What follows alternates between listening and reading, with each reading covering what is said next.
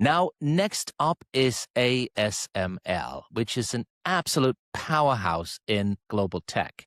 They make the machines that make the GPUs that make all this AI goodness possible.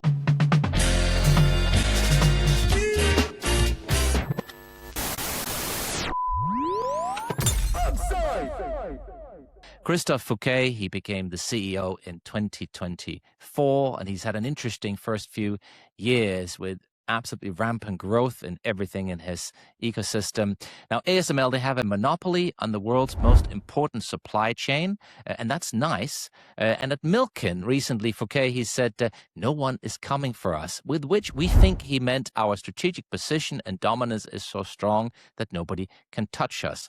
He also touched on competitors like Substrate, which is a Peter Thiel-backed company that's raised more than $1 billion, and he simply said they have huge challenges. The light source alone in our EUV machines took us 20 years to figure out. The machines we make are really, really difficult to build. Now, when it comes to competition and China, he agrees with Jensen Huang's assessment that there is a generation gap, i.e. we should sell China the prior gen, never the frontier, and that we are ahead.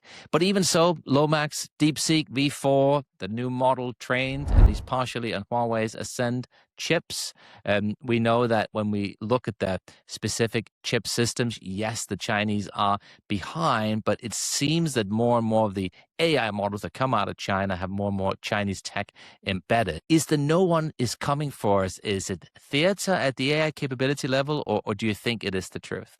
It's a bit of theater, a bit of posturing, but I think he's probably right in the context of the actual machines they make and the extreme ultraviolet lithography that they actually, the technology they've pioneered over the last 20, 30 years.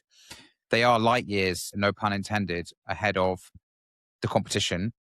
I don't know what you guys think, but maybe there's like 5 to 10 years to figure out what they're doing. So I think there's kind of no one can really touch them in the context of that. But what, as always, never write off the ingenuity of humanity is the Chinese obviously who are being deprived of these machines and are trying to push everything they can at the frontier in AI. Is there are system level workarounds, right? So, yes, maybe if you don't have these machines, we've seen with the chip performance from NVIDIA versus Huawei, you've got maybe, let's say, a 9x kind of difference in speed, in power capacity. So that's kind of what you can achieve with these machines. But then the Chinese are developing workarounds, which I think is very, very interesting and actually starts to eat into what the CEO is saying. Andrew, how are you sort of assessing the West, kind of US, Europe, China competitive dynamic right now? I mean, when we hear the ASML CEO, is it more about his own moat and his ability to keep his margins up, or do you think it's also a wider point around the capability gap between the US and Europe and China when it comes to AI technology? I think what's interesting is that even the US government itself has been vacillating on a lot of these policies around what technology to share, what not to share, what to allow companies to sell, what not to sell. And with so few companies able to build the highest end tech, it makes for some quite difficult decisions from a policy perspective and from a national security and sovereign capability perspective. So I think from Misel's point of view, there's still an extraordinarily strong position, but it's not going to last, right? It's not going to last forever. Given the size of the market and the demands and China's strategic imperative to catch up and overtake the US, I think it's only a matter of time. It's not if, it's when. So when Fouquet he's saying no one is coming for us, do you think it's just hubris? I think he's making sure that he's saying what any stakeholder will want this company CEO to hear. There are very many company examples over history where you've had leadership which is overly arrogant. But I'm sure, internally, from what we see them doing, it doesn't look like they are. But he's still got to put on a confident front. Well, I mean, so just on that and just on stakeholders. So, full disclosure, I hold shares in NVIDIA, I hold shares in ASML.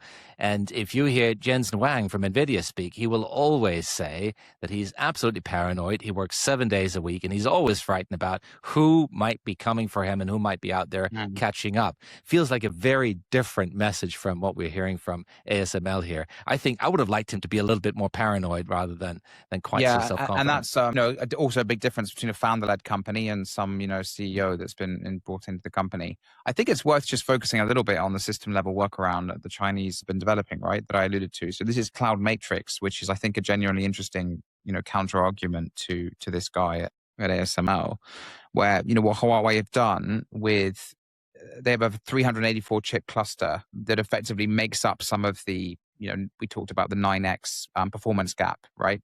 So you can actually start to, with that cluster, start to catch up on the performance that you're missing from the chips that you've made with these machines. Interesting. So the story might be wider than he is letting on there. Well, no, it just goes to like Andrew's point that, it's a strategic imperative for the Chinese. Like, these people are not idiots. In fact, they're the opposite of that. They are incredibly smart. They're throwing an intense, insane amount of resource at this. I'll figure a way. 100%. People have always figured a way. Eventually, they will. This dude maybe needs a bit of a healthy dose of paranoia, which you make a great point on, Jensen. It's that founder, that thing you just can't, you can't. Founder mode. Founder mode.